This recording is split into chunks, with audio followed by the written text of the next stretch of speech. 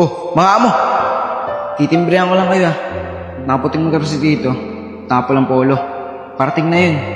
Kano? Paano? Kayo na bala. Ano? Set up na natin.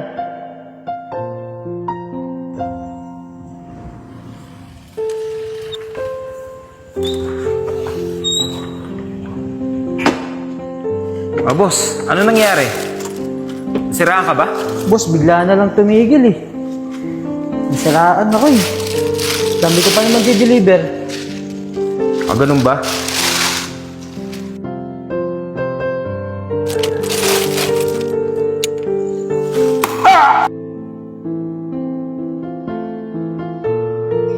Anak, huwag kang mag-alala.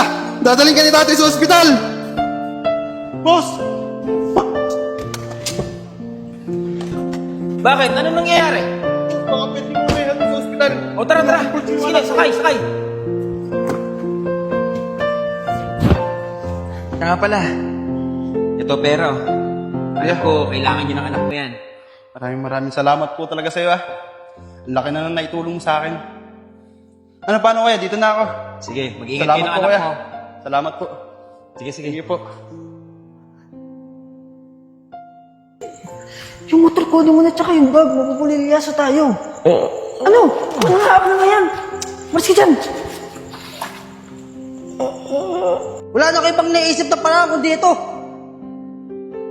Pagod na ako. Ayoko na mabuhay. Kuya, huwag mo ituloy yan. Kung may problema ka, hindi sagot ang pagtalon mo dito sa tulay. Matakot ka sa Diyos. Bata ka pa. Marami ka pang pwedeng gawin sa buhay mo. Kuya, solusyon ang hanapin mo, hindi pagpapakamatay. Maraming salamat ah. Hindi ko alam gagawin ko eh. Niloko kasi ako ng asawa ko. Matapos sa ilang taon kong pagtatrabaho sa abroad, dadatnan ko. Buntis siya. Sobrang sakit sa akin nun.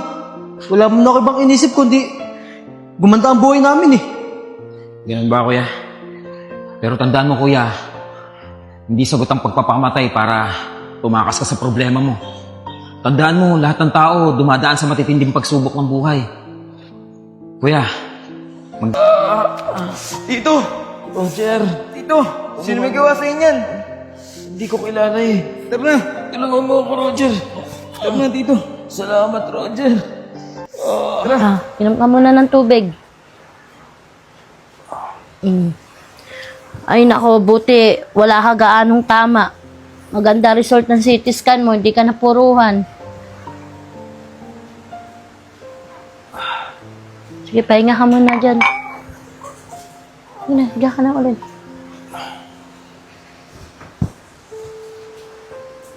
Roger, halika nga dito.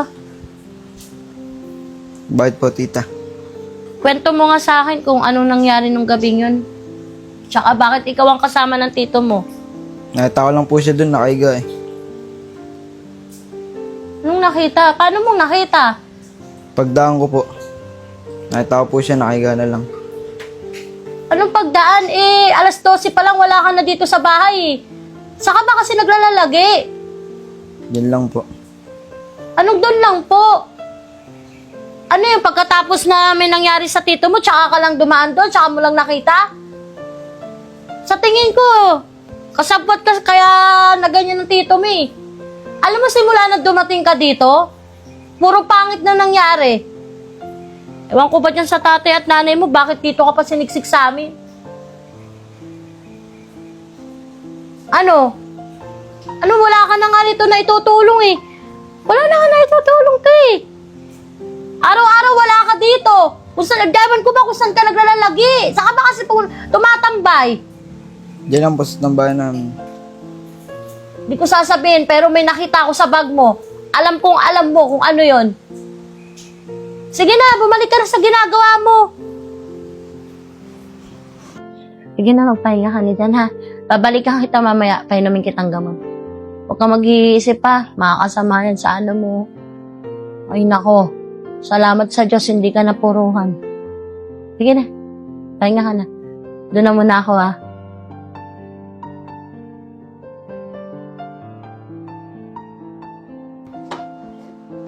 Roger. Roger, marap ka sa akin. Marap ka sa akin. Humarap ka sa akin, sabi ko, di ba? Alam mo, ikaw na bata ka? Alam ko ang tao kapag may ginagawang mali.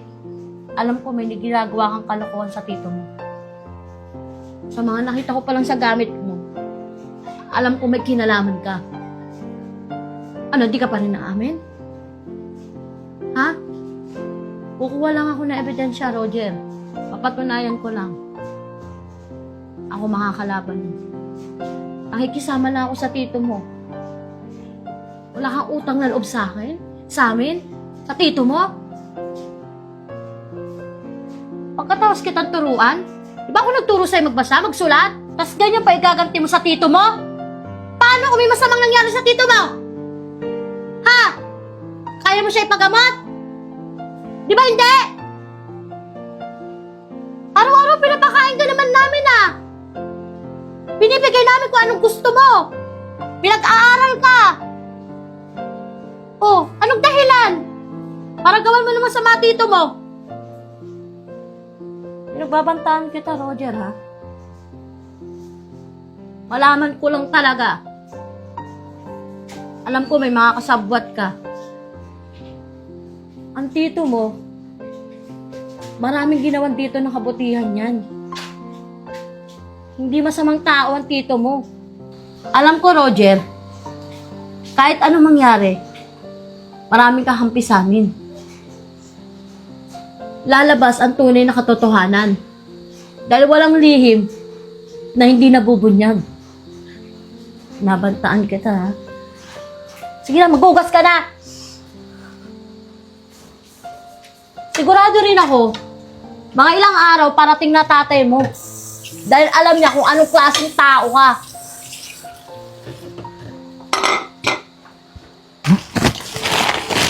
Luigi, ito lang yung nautang natin. Kalahating kilong bigas, tsaka isang dilata lang. Okay lang yan. Ang importante, magkalamin sikmura natin para bukas. Bakit kaya ganun, no? Tayo yung nagsasaka. Tayo yung nag-aani, tayo yung nagtatanim. Pero bakit? Parang salat na salat tayo sa bigas. Oo nga, yun na nga Rachel eh. Napaisip na nga din ako eh. Kung sino pa yung mga mahihirap, siya pa lalo yung naghihirap. At kung sino pa yung mayaman, sila pa lalo yung laging yung mayaman. Alam mo, Luigi, minsan naiisip ko,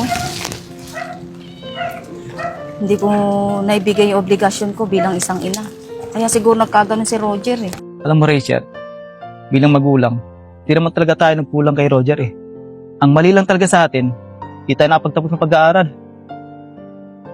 Di natin nabigay yung mga gusto ni Roger. Kaya siguro ganyan ang bata. Oo nga eh. Kaya siguro nagkaganon yung batang yun. Dahil hindi natin nabigay yung mga pangangailangan niya. Kain ka muna. Kamusta na pakiramdam mo? Ha? Okay ka na? Medyo okay na. Ang sarap mong mag-alaga eh. Siyempre. Saan nga pala si Roger? Ewan ko pa dun sa pamangkin mong yun. Kaninang umaga pa nga wala eh. Hindi man na nagpaalam kung saan nagpunta. Ito lang ang tinitignan ko eh. Pero kung ako lang ang tatanungin, ayaw ko na siya dito. Gusto ko na siyang umuwi na lang sa kanila. Tol! Tol! Kamusta ka? Balita ko, napagtripan ka daw ng mga tambay dito sa kanto ah. Tol, pasensya ka na tol ah. Hindi ako nakapunta rito, wala talaga akong pera eh. At buti na lang, pinera mo ni parang Jix at ni parang Enad. Nabalitaan nga na nangyari sa'yo. At sila din may sabi sa akin. Kumusta ka na? Bayaw, salamat tayo sa Diyos at ganyan lang yung nangyari sa'yo. Kaya masyadong mag-alala, tol. Okay lang ako. Tsaka inalagaan naman ako ng asawa ko agad eh. Nagpa-check up na rin ako. Clear naman yung CT scan sa akin. Kasi naman eh, alam niyo na pala na laman ng barangay ang anak niyo eh. Dito niyo pa sa amin dinali. Ayan, tingnan mo nangyari sa kapatid mo. Alam niyo, pakiramdam ko, may kinalaman si Roger dito sa nangyari sa tito. Rose, ano ka ba? Walang kinalaman si Roger. Basta iba yung pakiramdam ko. Alam ko ang tao kapag may ginagawang kalokohan. Di ba pakiramdam ko kay Roger? Roger, halika nga dito. Ikaw, puro problema yung binibigay mo sa amin. Puro na lang kahihiyan yung binibigay mo sa amin ng tatay mo. Luigi, kausapin mo tong anak mo. Roger, upo ka dito sa tito mo. Roger. Maming ka. Maming ka, Roger, ha? May kinalaman ka dito sa tito mo, no? Kung ano ang nangyari sa tito mo. At alam ko rin, Roger, may mga kasama ka. Maming ka na, Roger. Kilala kita, ha? Nay, tay, wala nga po akong kinalaman kay Tito eh. Kung ano nangyari sa kanya eh. Ano hindi mo alam? Ikaw nga yung nag-utos sa amin eh. Tapos sasabihin mo, hindi mo alam? Eh, ikaw nga mismo yung nagtimbre sa tito mo eh. Nasabi mo kulay-pulay damit, puting motor. Tapos ngayon magdadahilan ka, wala kang alam.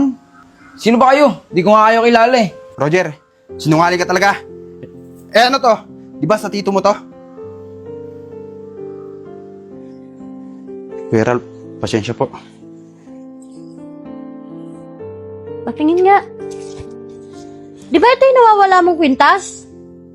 Ang tagal na nating hinahanap to ah.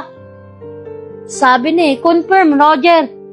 May kinalaman nga yung pamangkin mo sa nangyari sa'yo. Wala kang utang na loob. Kuya Ralph, patawad. Kuya, ang laki na utang na loob ko sa'yo. Pero huwag ka mag-alala. Handa akong pagbayaran lahat ng kasalanan na nagawa ko sa'yo. Kahit makulong ako, tatanggapin ko, Kuya Ralph. Mapatawad mo lang ako. Kuya Ralph, ako pupukpuk sa ulo mo. Kuya Ralph, patawarin mo ako sa lahat ng mga kasalanan kong nagawa sa'yo. Kuya Ralph, patawad. Dapat lang, pagbayaran niyo yung ginawa niyo dito sa asawa ko. Pasalamat kayo. Ganyan lang nangyari sa kanya. Paano ko napuruan niyo? Tsaka yung kakapal ang mukha niyo. Lakas ang loob niyo pumunta rito sa bahay namin. Tama na, tama na. Kasi, Tama na. Ay. Tatandaan kita. Di ba ikaw yung lalaking muntik nang tumalon dun sa tulay? Kamusta na yung buhay mo? Naayos na ba? Ikaw naman. Di ba ikaw yung inag-aagaw buhay na anak? Na tinulungan ko at binigyan ko ng pera. Sa kabila ng lahat ng naitulong ko sa inyo, hindi ko akalain na magkikita-kita pa rin pala tayong tatlo. yan pala yung binigyan mo ng pera eh. Pakulong mo na eh. Ba't ang dami mo sinasabi eh? Pinapatawad ko na kayo.